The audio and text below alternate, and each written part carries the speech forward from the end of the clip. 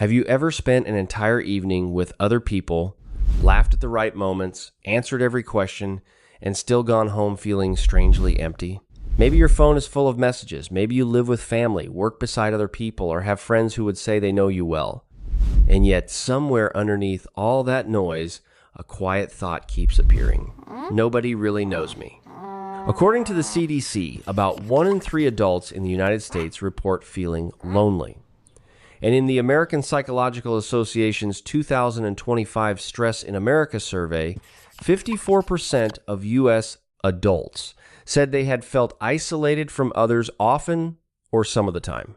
That does not mean all of those people were physically alone. It means loneliness can exist in a crowded room, inside a busy relationship, or in a phone filled with notifications. So why can you feel lonely even when people are all around you? Let the duck explain. First, being alone and feeling lonely are not the same thing. You can spend a quiet evening reading, drinking something warm, and feel completely at peace. You can walk by yourself and feel calm, grounded, and connected to your own thoughts. Loneliness is different. It can appear while everyone else is talking, laughing, and enjoying themselves. You are physically included, but emotionally, you feel as if there is an invisible space around you. The difference is not simply how many people are nearby. The difference is whether the connection you need is actually present. That is why loneliness can follow you into almost any social space. You can sit at a full dinner table and feel like nobody is really looking at you. You can spend hours beside friends, coworkers, or classmates and still feel separate from the conversation. Other people may be exchanging jokes, ideas, and attention. They may be connected to one another in ways you can clearly see. But you can still feel outside those invisible lines of connection, even while sitting only a few feet away. Sometimes this happens because you are present, but you are performing. Before you enter the room, you quietly choose which version of yourself will be easiest for other people to accept. Maybe you become the funny one, you keep the energy high, tell stories, and make sure nobody feels bored. Maybe you become the helpful one. You carry the plates, solve the problem, and make yourself useful. Then you go home, the performance ends, and you realize that everyone interacted with the role. Very few people interacted with you. People may genuinely like the version of you that they see. They may enjoy your kindness, your calmness, your humor, or the way you always seem fine. Their approval can even feel warm for a moment. But if you are hiding your sadness, uncertainty, anger, needs, or real opinions, that approval may not reach the part of you that feels alone. You can be appreciated and still feel unknown. You can be surrounded by people who recognize your face while feeling that nobody would recognize what is happening behind it. Over time, these roles can become very specific. One person comes to you because you are strong. Another expects you to be entertaining. Another likes you because you are quiet and never make things difficult. None of those roles are automatically bad. The problem begins when you feel trapped inside them. If you believe people only want the useful, cheerful, or easy version of you, you may start removing everything else before anyone has the chance to see it. And the more of yourself you remove, the lonelier connection can feel. Being seen is not the same as being known. Another reason you may feel lonely is that people come to you mainly for what you provide. They want your advice, your patience, your emotional support, your ability to stay calm when they are falling apart. You may become very good at carrying other people's feelings. But when you finally try to reach toward them, the response is different. They are distracted, uncomfortable, or simply unavailable. The connection works in one direction. You are needed, but you do not feel supported. You are important to other people's lives, but your inner life still feels unattended. You can also have plenty of conversation without having much connection. You talk about work, plans, food, shows, traffic, and whatever happened that day. The conversation is friendly, nobody is doing anything wrong, but the words remain on the surface. Other people seem to move easily between one another, while nothing reaches the place inside you that is asking to be understood. Then the gathering ends. The voices disappear, and you are left with a strange feeling that you spoke for hours without saying anything that truly mattered.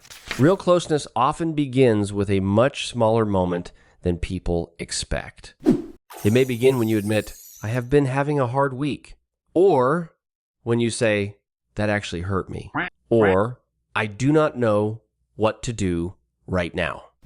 A trustworthy person does not rush to correct you, mock you, or turn the moment back toward themselves.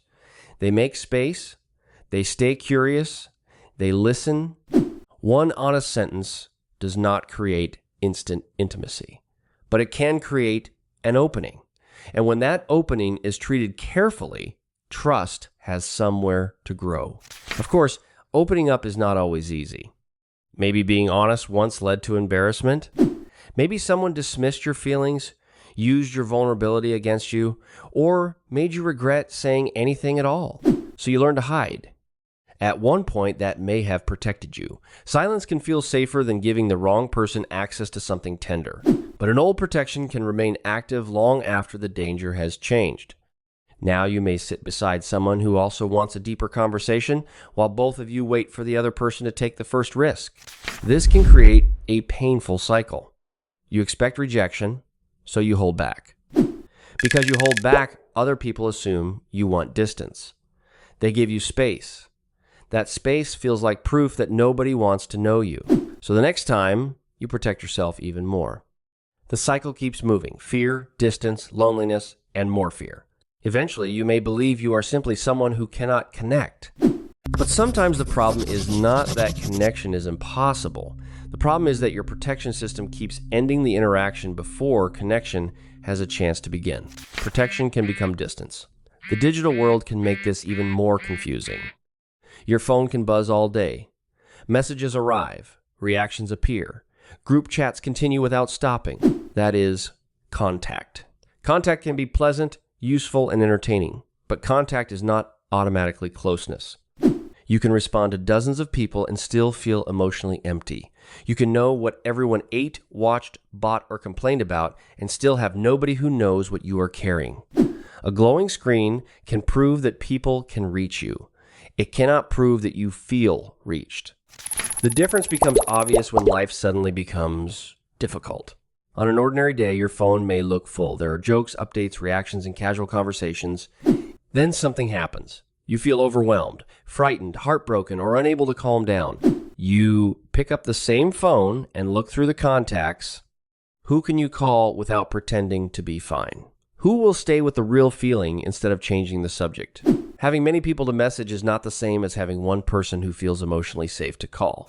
Sometimes the people around you are kind, but they are not the right emotional fit. One group connects through loud jokes and constant energy, while you want slower, deeper conversation. Some friends are comfortable meeting only once in a while you need more regular closeness. Other people may still relate to an older version of you. They offer the same activities, the same role, and the same kind of connection, even though you have changed. Nobody has to be evil for a relationship or environment to stop fitting who you are. It also helps to remember that no single person can meet every emotional need. One friend may be perfect for laughter and games. Another may be the person who can sit beside you when you are struggling. A class, team, neighborhood group, or shared project may give you a sense of purpose and belonging. Healthy connection is often a small network, not one perfect relationship.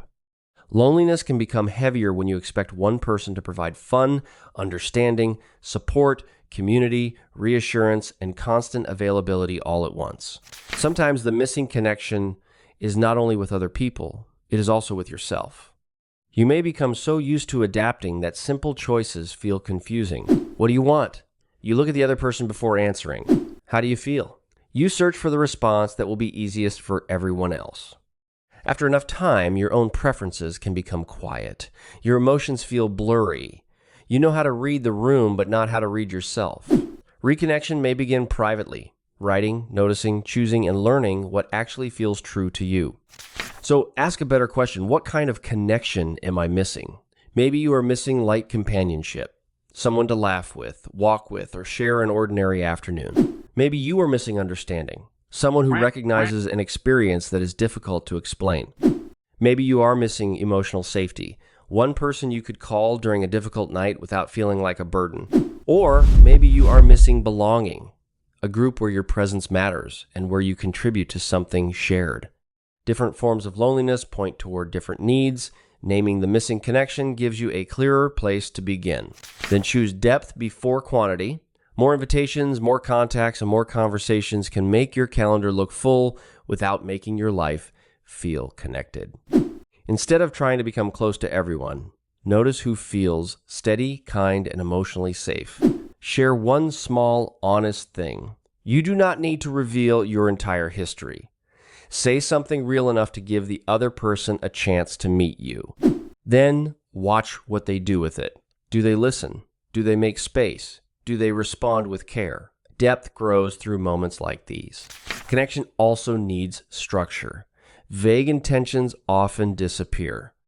Instead of saying, "We should hang out sometime," make a specific invitation. Do you want to get coffee Saturday morning?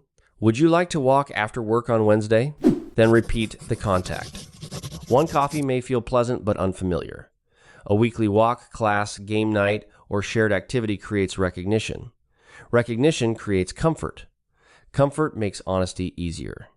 Many close relationships are not built through one dramatic conversation. They are built through ordinary meetings that happen often enough for trust to become familiar.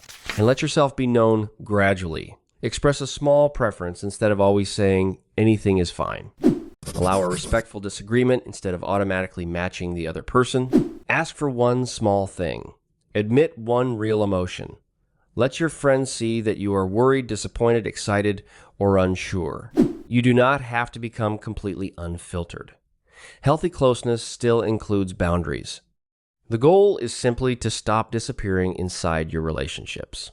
Each honest moment gives another person a more accurate chance to know you and gives you evidence that authenticity does not always lead to rejection. Finally, remember that loneliness is information, not a verdict. It does not prove that you are unlovable, socially broken, or destined to remain disconnected.